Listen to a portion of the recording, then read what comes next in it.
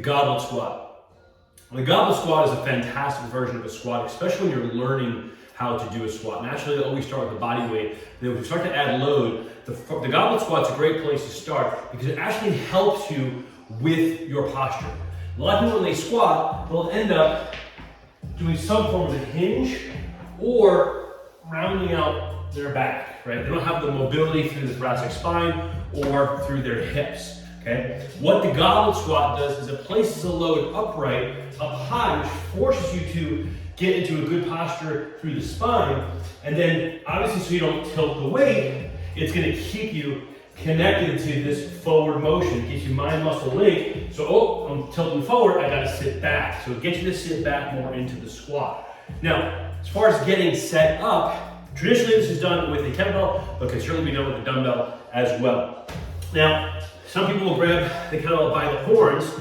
The problem with this is when you start to get to a heavier weight, number one, first of all, you can see the horns kind of force you in, so you've got to pull back, which is actually a good thing if you imagine kind of breaking the kettlebell. Again, it's another mind-muscle connection to pay attention to your posture.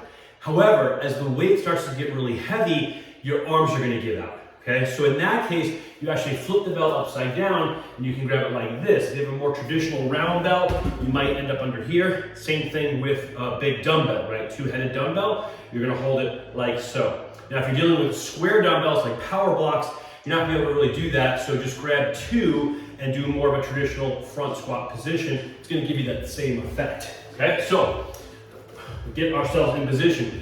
Notice the breathing. Big inhale, hold, and then power up. You can also start your inhale and then lower as you inhale, hold the bottom, and then come power up through the exhale. Okay? Another thing to point out is the knees. Often when people squat, their knees cave in.